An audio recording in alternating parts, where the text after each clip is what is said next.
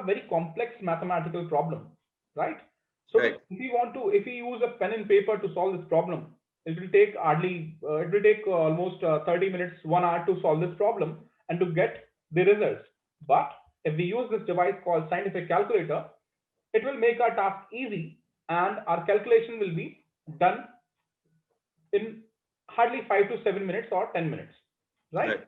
But Right. here what we are doing, we are providing the inputs manually. We are putting the data, because if you have seen most of the in most of the exams, especially in where the mathematics question paper is, people face for mathematical subjects, they allow for scientific calculators. That is not because to judge the capability of calculator. They just want to understand how that person is using calculator, whether the person is giving correct inputs to the calculator or not. So that is why this calculator needs human intervention, and the outputs are to be predicted or are to be understood by the human, and those outputs are to be used for next calculation. So that is how this calculator works. Right. But in robots or in RPA, the complete work is replaced by robots. On the right hand side, you can see the footprint of robot, where the robot is giving the inputs and robot itself is reading the outputs from the scientific calculator. So that Correct. is how the scientific calculator is being used by this robot. This is called RPA, but this is just called automation, Automation. where human needs to intervene, human needs to put inputs on the calculator or any other device, and the outputs are also being read by the human. So this is the basic difference between automation and RPA. Very nicely distributed. Any questions on this? No. All right. Nicely explained. Thank you. Now let us understand a few more definitions of RPA, robotic process automation. So to be very brief about RPA, RPA is a configuration algorithm, software robot, and workflow. Let us understand these terms one by one, starting with the very first term here. So we have RPA as a configuration that automates manual and repetitive tasks. So we all know that RPA is not only a single technology. RPA comes with so many things, so many features. So RPA, if we are taking help from some RPA tool, like suppose we are taking help from UiPath tool or Automation Anywhere tool or Blue Prism tool or any other tool, Pegasus systems, and so many tools we have. We are going to discuss about those tools. That particular tool will also require some configuration. Correct. Even if we are using some drag and drop tools, which is UiPath is no code or low code tool. So most of the people who are not from technical background opt for UiPath or Automation Anywhere because they are very much non-tech friendly kind of tool, where you do not require any technical knowledge, you do not require any programming knowledge, you do not require any programming skills to work upon these tools. They are simply drag and drop tools. But after drag and drop also, you have to provide a proper input. You have to configure each and everything so that that particular thing will work for your business process, right? Right. So RPA is a configuration that automate manual and repetitive process is the first definition of RPA. Next is RPA is an algorithm that solves specific problem. So as we write some algorithm, a thing which comes before pseudocode, algorithm means step-by-step process for solving a specific problem. So if we have a business scenario in front of us, and if you want to solve that business, or if you want to, create something, or if you want to digitalize that business process, we need to have some specific step-by-step approach for solving that problem, and that is called algorithms. So RPA can also be termed as algorithms. Third is RPA is a software robots that plug into and access existing business software. Suppose if your business process demands work on SAP. Suppose if a person is working on a computer to read some data from SAP and to make some calculations, and after making those calculations, suppose the job of that person is to put that data into some web application, which is the client application. For that, we can use RPA because RPA also supports some legacy application or some existing application, business applications. So we can even automate any MS Office application, like we can automate Excel, we can automate Word, we can automate Notepad, we can automate PDF, we can automate emails, we can automate web-based application, desktop-based application. There are so many things which we can automate through a single tool, and it will integrate with each and every tool. And we can simply automate the things which we are doing manually for years, right? So what is that kind of a tool that automates everything? UiPath. UiPath, okay. Yeah. So it depends on the features which are provided by that tool. So that tool will provide you integration with Java. It can provide you integration with APIs. It can provide integration with APK files. It can provide integration with SAP, with Citrix environment, with virtual machines, and so many things. Okay. So slowly, we will discuss each and every theme of automation using some use cases, using some case studies, and so like this, this session will go on. Fourth definition through which we can define RPA is a workflow that enables end-to-end interaction that includes follow-up. So RPA will not only convert a simple business process or logical business process into automated one, it will convert the complete process end-to-end into automated one. The example which we are going to discuss in coming few slides, we are going to go through the case study of a company, and there we'll understand how the end-to-end transformation is being done using RPA. Great. Right? So I'll summarize this particular slide for you. So RPA is an algorithm, RPA is a configuration, software robot, and workflow. Right. Right. Now we have discussed what is RPA. Now it is very important to discuss what is not RPA, because more than the awareness and knowledge about RPA, in market we have so many myths about RPA. That this is RPA, that is RPA. People speak about RPA who are not known to this particular term. So the very first thing is we should understand what is RPA, and we should also understand what is not RPA. Here you can see the very first thing which is not RPA is something like humanoid robot. The humanoid robot which we have seen in the very first video of the Sophia kind of robot is not RPA.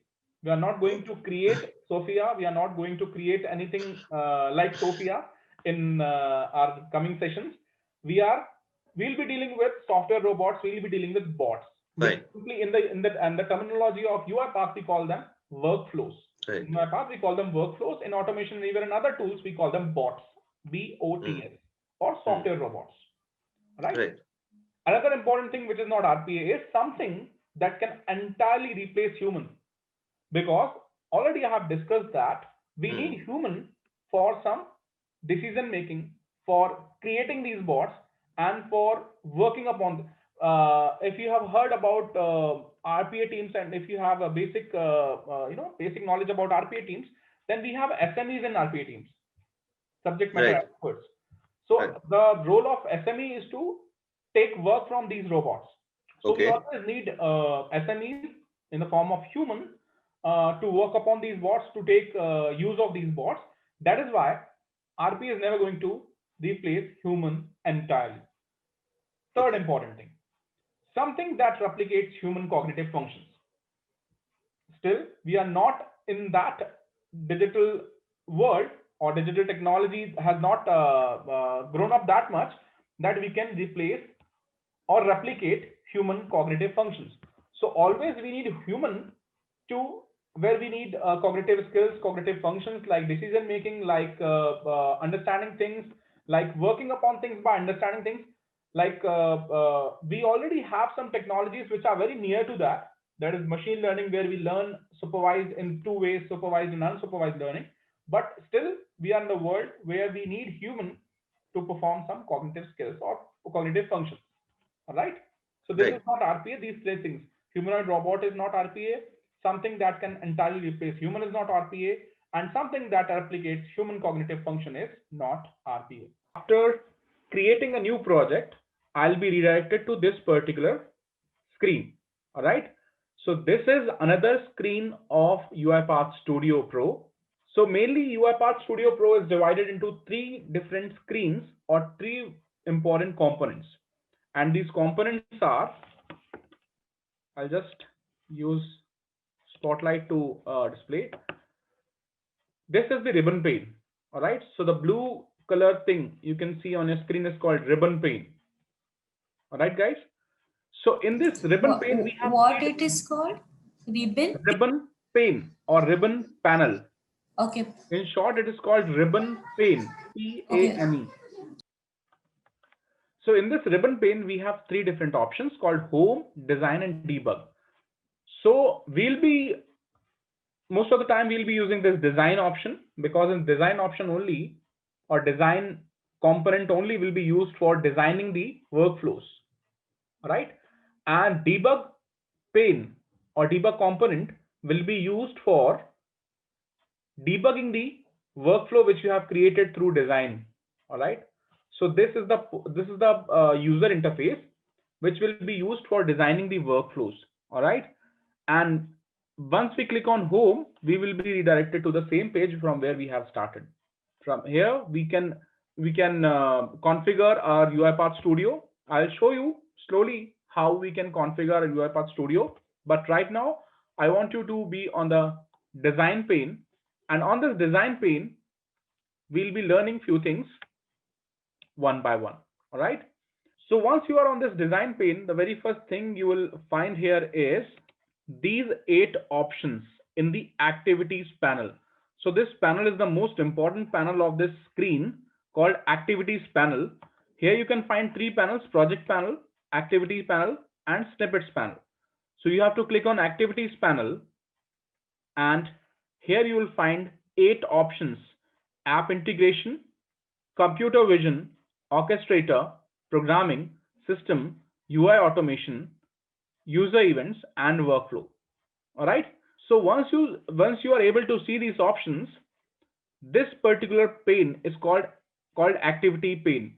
So whenever I'll ask you to search some activity in the activity pane, you have to search it here. This is called universal search box.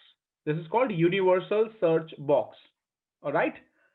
So suppose if I'm asking you to search for Excel activity, so you will search Excel activity, you will write Excel here, and that will open all the related Excel activities here.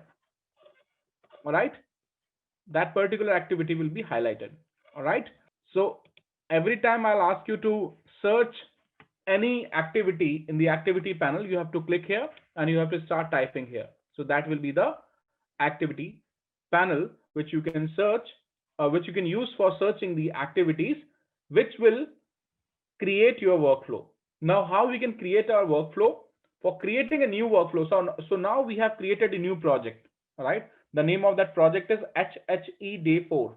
Now, in 𝐻HE Day 4, suppose we want to create multiple workflows. Workflow means an automation script. So now that automation script can be created using this new button. We have a new button here. One by one, I'll explain each and every button here. All right.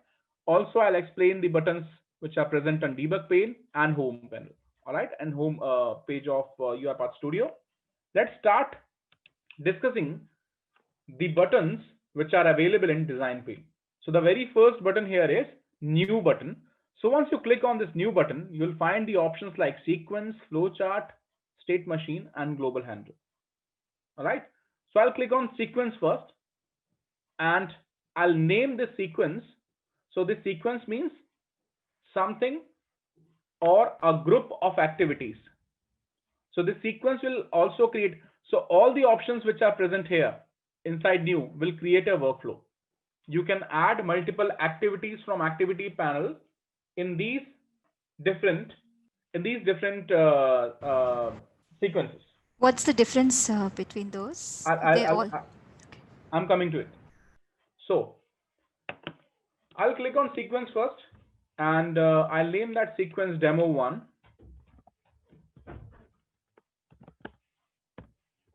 And I'll say create. So this will create a new sequence with name demo 1. And this is the place where I can drop activity. Here it is written drop activity here.